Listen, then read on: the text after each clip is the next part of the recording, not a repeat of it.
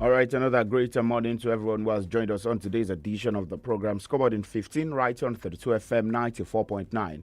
Well, today's the 18th day in the 11th month, and we know that after the actions today, we would have our club football back. That's to our TV screens later this weekend. When I talk about the actions today, it's from the European scene where we still have the World Cup qualifier games going on across that Europe. Well, of course, for Europe, two nations get the ticket also to play at the 2026 FIFA Men's World Cup yesterday. And that's talking about Germany that defeated Slovakia in that all-important game yesterday. And it was not just a small margin. It was really a statement of a result, and a result that actually meant statement for the Denmannschaft. That's talking about the German national team. But for another nation, you could tell that it was definitely a good one for them. That's the Oranges. That's talking about the Dutch national team. Netherlands, they got their victory also yesterday, and they booked their places at the 2026 FIFA Men's World Cup. Well, 34 nations, they have qualified for the World Cup. 14 spots that's still left to play at the 2026 FIFA Men's World Cup. We know we have the host nation, the US, Mexico, and Canada. In Africa, we have 9 nations already qualified. DR Congo are in the playoffs. Asia, we have 8 nations also qualified already, while the United Arab Emirates and also Iraq they played out a 1-1 draw there in the first leg, and they would actually be playing in the playoffs. The winner of this encounter. In Europe, 7 nations are qualified out of the 16, and of course we know that those who finish in the second position for extra places will be actually fought for. That's in the playoffs. And in Oceania, 1 nation have qualified, and New Caledonia would be playing. That's in the playoffs. And in South America, Bolivia would be playing in the playoffs. And remember that in South America football still, Brazil, they are the only nation to have qualified in every edition of the FIFA Men's World Cup. So definitely, it's definitely an interesting turn. And for the games are set to go down today,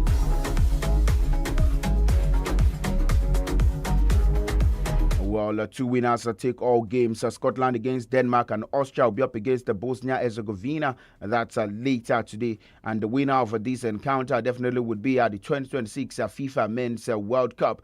Well, it's definitely an interesting one. The playoffs are set to resume. That's in the month of March 2026. But then we talk about football stories on the show this morning. We talk about boxing, where YouTuber Jake Paul is set to face off against Anthony Joshua there in Miami. That's on December 19. But why has this come for Anthony Joshua, and what is at stake in the course of this encounter between these 2 boxers? Well, I say 2 boxers. Anthony Joshua is a professional boxer, but for Jake Paul, he's a YouTuber. And in this fight against Anthony Joshua, Joshua would be that's the first man in which he would play or you'd fight against that is active. Remember, in the year 2024, that's YouTuber Jake Paul, he fought against that's Mike Tyson. But how did that game end? Well, definitely during the course of the show, I will still roll out more of the headlines, more of the statistics you need to know about this fight set to go down. But for one man, Fabio Wardley, well, he is set to become the WBO that heavyweight champion. Why is this? This is because Alexander Usyk, the undisputed heavyweight champion, he is set to relinquish that his title. Well, what a blessing for Fabio Wardley. Well, but it's not just a blessing. He did the Lord's work by defeating one man that was earlier this year. Well, he defeated Parker. That's in the 10th round. And you tell that it was a good one. Not the 10th round, 11th round. And you tell that it's definitely a greater blessing for him at this point in time, as that's Alexander Usyk has relinquished that is a title. So we discuss about this, some tennis stories, and also a bit of a Nigerian football stories on the show this lovely morning before we talk about basketball. And you're listening to the voice of Oluwatimilei SAMIES on the program this lovely Tuesday morning.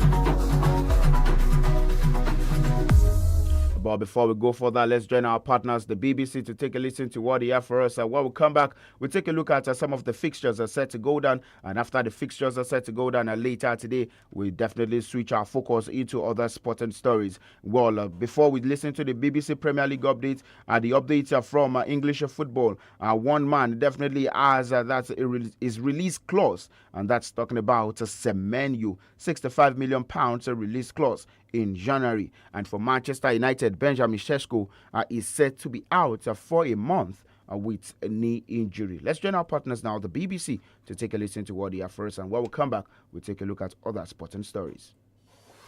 BBC Premier League update from the home of Premier League football. Hello, I'm Conor O'Grady at the BBC Sports Centre. Liverpool's Andy Robertson has called on his Scotland teammates not to be daunted ahead of their crucial World Cup qualifier with Denmark. They're just one win away from the World Cup finals for the first time since 1998.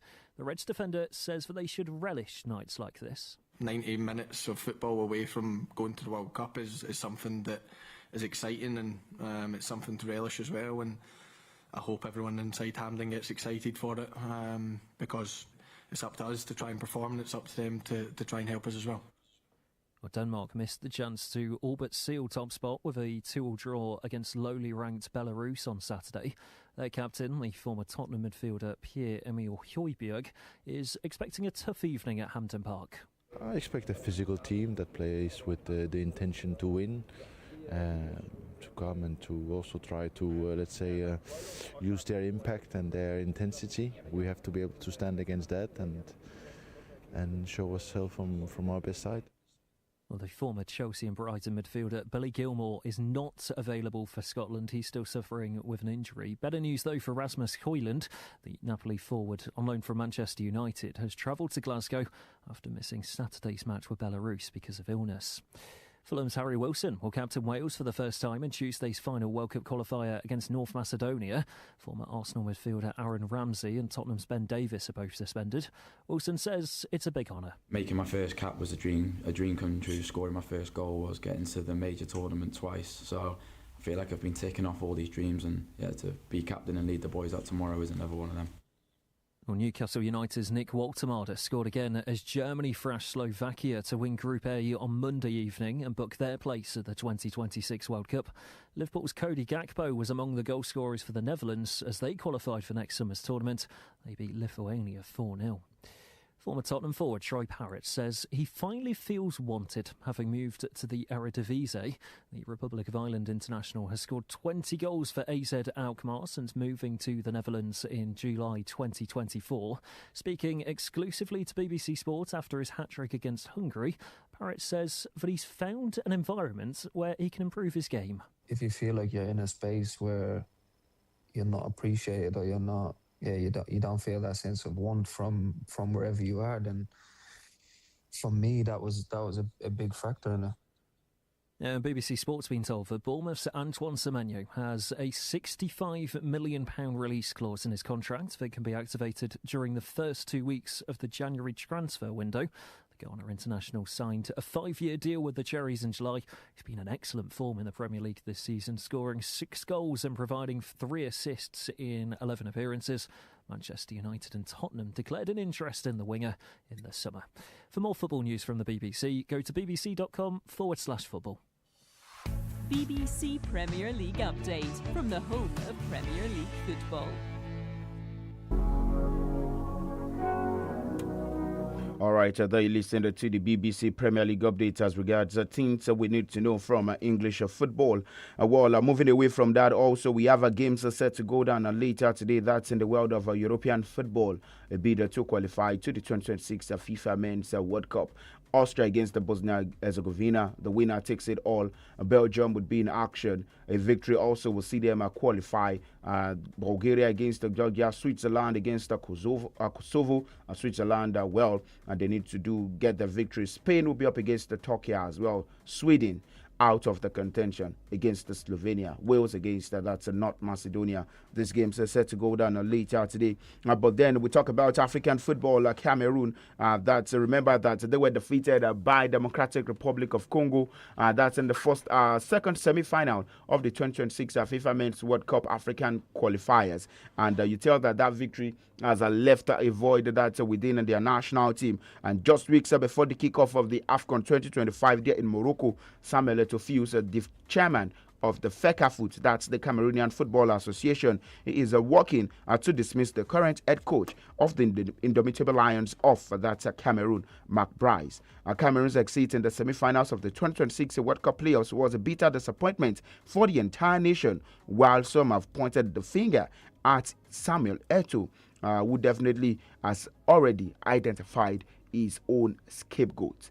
Now, for DR Congo, I tell you that they defeated two nations who have issues with their football administration. The Super Eagles of Nigeria with the NFF, and you also tell that to the Indomitable Lions of Cameroon with FECAFOOT.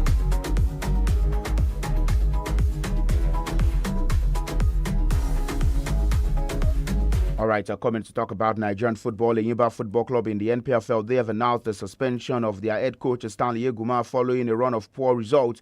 Eguma's assistant Ndobisi Nduka and Joseph Aboma were also suspended by the club, and from the results in which they had against the Wicked Tourists. They lost to the hands of a Wicked Tourist, and it was their second home loss of the 2025-2026 season. And assistant coach Lawrence Ukagbu will now take interim charge as the club begins a full performance review ahead of their crucial matchday 14 clash with Castana United there in Jos.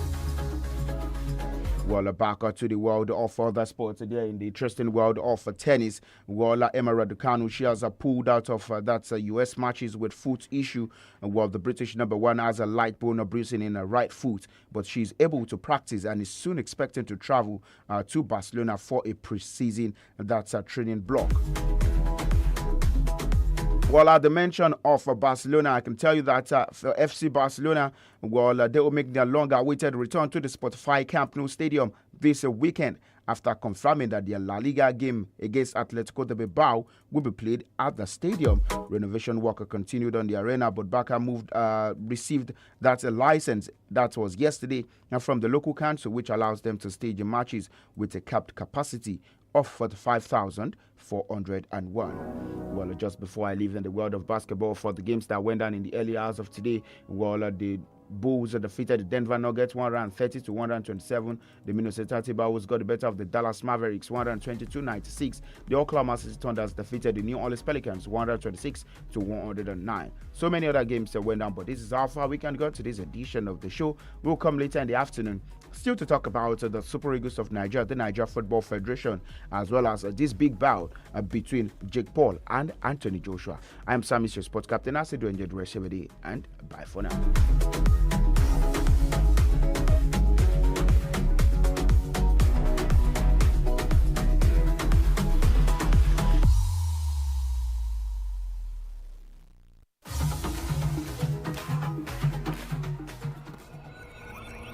We fill the world with laughter.